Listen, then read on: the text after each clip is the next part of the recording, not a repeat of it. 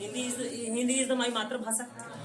चलो inductive circuit, hello hello, बात करते हैं यहाँ पे इंडक्टिव सर्किट। इंडक्टिव सर्किट में हमने अभी इसके पहले वाले लेसन में, पहले वाले वीडियो में और पहले वाले क्लास में हमने देख लिया, क्या देख लिया, आई बराबर एक्सएल वीएम अपॉन एक्सएल और cos omega T.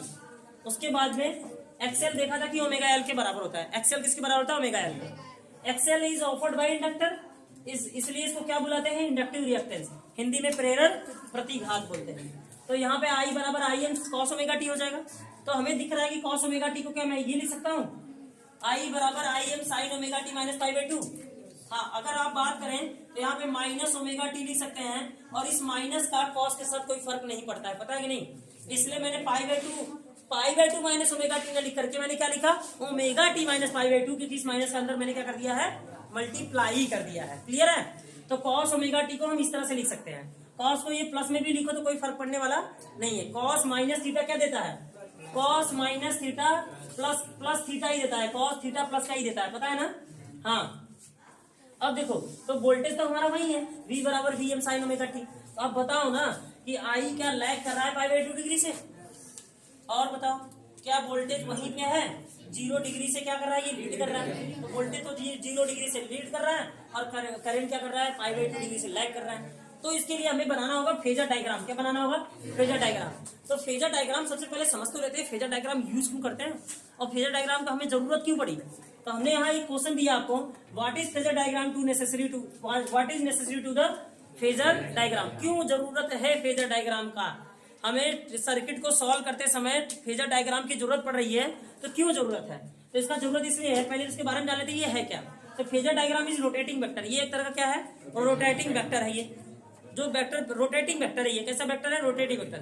Rotating vector इसलिए तो इसमें ओमेगा आएगा, एंगुलर वेलोसिटी, तो ये रोटेटिंग वेक्टर है and use for solving to the typical circuit. और इस ट्रिपिकल सर्किट को सॉल्व करने के लिए ही फेजर डायग्राम को बनाया गया है। तो जो कठिन से कठिन सर्किट होते हैं और उनको सॉल्व करने में बहुत ज्यादा प्रॉब्लम हो रही होती है, तो उसलिए हम उसका कौन सा डायग्राम का यूज कर लेते हैं? फेजर डायग्राम को यूज कर लेते हैं, और क्वेश्चन को ट्रिपिकल सर्किट को हम सॉल्व कर लेते हैं। ठीक है ना? तो जस्ट इसके बाद हम आपको बताने वाले हैं phasor diagram of inductive circuit. ठीक है ना? फेजर डायग्राम ऑफ, देखो हेलो की पॉइंट, इंडक्टिव सर्किट का फेजर डायग्राम हम बनाना सीखने वाले हैं। Phasor diagram of inductive circuit, phasor diagram of inductive circuit. देखो ध्यान से, phasor diagram of inductive circuit देखो यहां से। तो सबसे पहले मैंने क्या किया, मैंने सबसे पहले वोल्टेज को बनाया। किसको बनाया? वोल्टेज। और आपको मैंने बताया कि वोल्टेज का लोब हमेशा क्या लेना है? बड़ा लेना है। फिर यहाँ पे देखो करंट क्या है, करंट 90 डिग्री से लैग कर रहा है। क्या कर रहा है? लैग कर रहा है। अगर करंट 90 डिग्री से लैग कर रहा है, तो करंट को 90 डिग्री से लैग करके बनाओ, बन गया। उसके बाद में यहाँ से एक डॉटेड लाइन से ये ड्रॉ कर देना करंट को दिखाने के लिए, और यहाँ से इसको डॉटेड लाइन से करंट को वोल्टेज को दिखाने के लिए। यहाँ एक लाइन ड्रॉ करना, और इससे इसको दिखा देना, और इसको इस वाली लाइन को दिखा देना। ये वाला लाइन हमारा वोल्टेज को दिखा रहा होगा, ये वाला लाइन हमारा किसको दिखा रहा होगा? करंट को। और इनके बीच में एक एंगल बन रहा होगा, वो होगा ओमेगा टी। क्या होगा? Omega T. बस बन गया ये पूरा डायग्राम, फेजर डायग्राम। समझ गए? यही फेजर डायग्राम है। कैसे बना आपको फिर से बता देना चाहता हूं मैं, वंस अगेन। मैंने क्या कहा, सबसे पहले किसको बनाना होगा? वोल्टेज की लाइन को बनाना होगा। फिर करंट यहाँ से कितने डिग्री लैग कर रहा था? करंट पाई बाई 2 से लैग कर रहा था। तो पाई बाई 2 से लैग कर रहा था, इसको पाई बाई 2 से ही लेके जाना है। ध्यान से सुनना, इसको पाई बाई 2 से ही लेके जाना है, और 3 पाई बाई 2 पे ही गिराना है। अब ऐसा मत करना कि कहीं से उठाया और यहाँ से लेके चले गए, ना। क्या करना है? हमेशा पाई बाई 2 से ले जाना है, और वोल्टेज के लोब से इसे बड़ा नहीं बनाना है। पहली बात, वोल्टेज के लोब से इसको बड़ा नहीं बनाना है, इसको वोल्टेज के लोब से छोटा बनाना है। इसका डिस्प्लेसमेंट देख लो ज्यादा रहेगा, और इसका डिस्प्लेसमेंट कम रहेगा। 3 पाई बाई 2 से गुजरते हुए, 5 पाई बाई 2 से गुजरते हुए निकल जाएगा ये बाहर। समझ गए? और उसके बाद में इसको दिखाने के लिए आप बगल में, और इसको दिखाने के लिए आप बगल में एक लाइन ड्रॉ कर लीजिए। एक वेक्टर बनाइए, एक एक्सिस बनाइए, यहाँ पे एक एक्सिस बनाइए, और एक्सिस के सामने एक्सिस के सामने एक्सिस, ये पूरा एक्स एक्सिस को ड्रा करिए और ये वाई एक्सिस को ड्रा करिए। तो इस वाले लाइन को हम कहेंगे ये वोल्टेज की लाइन है। ये किसकी लाइन है? वोल्टेज की लाइन है। ये लाइन क्या, कौन सी लाइन है? ये वोल्टेज की लाइन है। और ये लाइन कौन सी है? करंट की लाइन है। बात खत्म। ये वोल्टेज हो गया, ये करंट हो गया। यहाँ पे जो एंगल बना देना ओमेगा टी और बता देना है कि V बराबर V M sine omega t है और ये क्या है? I बराबर I M sine omega t minus pi by 2 है। और ये जो पूरा डायग्राम बना है ये फेजर डायग्राम ऑफ क्या है? इंडक्टिव सर्किट का है। क्लियर है? अब हम पढ़ेंगे कैपेसिटिव, नहीं कैपेसिटिव सर्किट पढ़ने से पहले इसका पावर पढ़ेंगे। इसका क्या पढ़ेंगे? Power loss of inductive circuit. क्या power law of inductive circuit? PL equal to V into I होता है। तो V की वैल्यू रखेंगे तो क्या हो जाएगा? VM साइन ओमेगा टी और I की वैल्यू रखेंगे तो क्या हो जाएगा? इंडक्टर का IM sign omega t minus pi by 2 था। तो IM sign omega T pi, ये इसको मैं कॉस ओमेगा टी लिख सकता हूँ क्या? बाकी मैंने ये VM और IM को साथ में लिखा और यहाँ पे लिखा sign omega t into cos omega T. मैंने 2 से ऊपर नीचे मल्टीप्लाई कर दिया इसलिए ताकि ये ऊपर का पूरा फॉर्मूला बन जाए।